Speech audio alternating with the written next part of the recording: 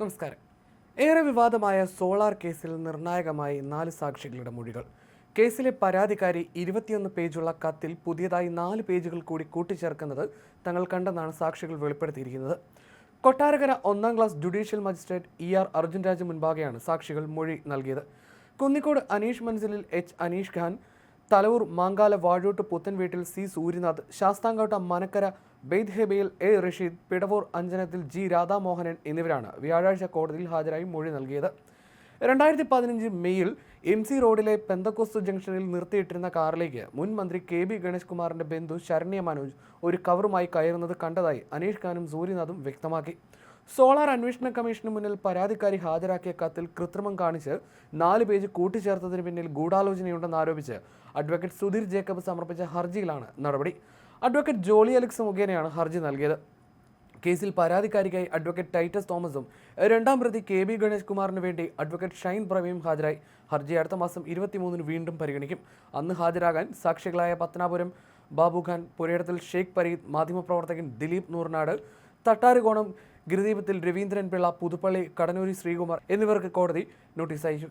അതേസമയം ഈ കേസിൽ മുൻ മുഖ്യമന്ത്രി ഉമ്മൻചാണ്ടിയെ പ്രതി ചേർക്കണമെന്ന് മുൻ മന്ത്രി KB ഗണേഷ് കുമാർ സോളാർ കേസിലെ അതിജീവിതയോട് പറയുന്നത് നേരിട്ട് കേട്ടെന്ന് KPCC അംഗം CR നജീബും മൊഴി നൽകിയിരുന്നു. മെയ് മാസത്തിലായിരുന്നു നജീബ് ഈ മൊഴി നൽകിയത്. അന്ന് കൊട്ടാരക്കര ഫസ്റ്റ് ക്ലാസ് ജുഡീഷ്യൽ മജിസ്ട്രേറ്റിന് മുമ്പാകെയാണ് മൊഴി നൽകിയിരുന്നത്. ഗണേഷ് കുമാർ ആവശ്യപ്പെട്ടത് പ്രകാരം 2015 മെയ്യിൽ മുൻ പേഴ്സണൽ സ്റ്റാഫ് അംഗം SC സഞ്ജയ് ഖാനുമായി പത്തനാപുരം പാർട്ടി ഓഫീസിൽ എത്തിയിരുന്നതായിട്ടായിരുന്നു നജീബിന്റെ മൊഴി. UDFന്റെ തെരഞ്ഞെടുപ്പ് പ്രചാരണ ചുമതലയുള്ള CR നജീബ് തനിക്ക് ഗണേഷ് കുമാറുമായി അടുപ്പമുണ്ടായിരുന്നതായും അന്നത്തെ ആ മൊഴിയിൽ പറയുന്നുണ്ടായിരുന്നു. കുടുംബ പ്രശ്നങ്ങളെ തുടർന്ന് മന്ത്രിസഭയിൽ നിന്ന് പുറത്തായ ഗണേശിനെ തിരികെ മന്ത്രിയാക്കാത്തതിലെ വിരോധം ഉമ്മൻചാണ്ടിയുടെ നിലനിൽക്കുന്ന സമയത്തായിരുന്നു ഇരുവരും തമ്മിൽ കൂടിക്കാഴ്ച നടത്തിയിരുന്നത്. ഗണേശിന്റെ മുറിയിലെത്തിയപ്പോൾ സോളാർ കേസിലെ അതിജീവിത അവിടെ ഉണ്ടായിരുന്നു. തന്നെ മന്ത്രിസഭയിൽ ഉൾപ്പെടുത്താൻ ഉമ്മൻചാണ്ടിയുടെ സമ്മർദ്ദം ചെലുത്തണമെന്ന് ഗണേഷ് കുമാർ പറഞ്ഞതായും ആ മൊഴിയിലുണ്ടായിരുന്നു. അതിജീവിതയോട് ഉമ്മൻചാണ്ടിയെ കൂടി കേസിൽ ഉൾപ്പെടുത്തണം, അല്ലെങ്കിൽ നമ്മുടെ പദ്ധതി ശരിയാകില്ല, ബാക്കിയെല്ലാം അതിജീവിയുടെ കയ്യിലായിരിക്കണമെന്ന് ഗണേഷ് കുമാർ പറഞ്ഞതായിട്ടായിരുന്നു നജീബിന്റെ മൊഴി.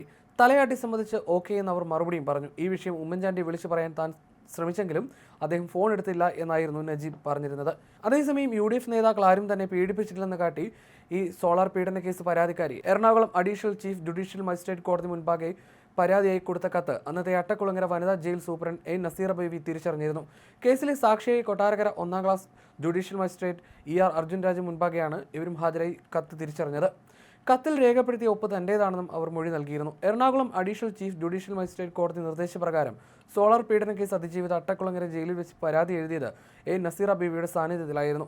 4 പേജുള്ള പരാതിയിൽ നസീറ ബേബി സാക്ഷിയെ ഒപ്പിടുകയും ചെയ്തു. പരാതി കോടതിയിൽ എത്തിച്ചത് നസീറ ബേബിയുടെ നിർദ്ദേശപ്രകാരം തന്നെയായിരുന്നു. തന്റെ പേര് ചേർത്ത് പല രാഷ്ട്രീയ നേതാക്കളുടെയും മന്ത്രിമാരുടെയും കഥകൾ പലരും മെനയുന്നതായും ആ കഥകളും വാർത്തകളും എല്ലാം തന്നെ വാസ്തവ വിരുദ്ധമാണെന്ന് കോടതിയെ ബോധിപ്പിക്കുന്നതായും പരാതിക്കാരി കോടതിയിൽ ഹാജരാക്കിയ ആ കത്തിൽ വ്യക്തമാക്കിയിരുന്നു.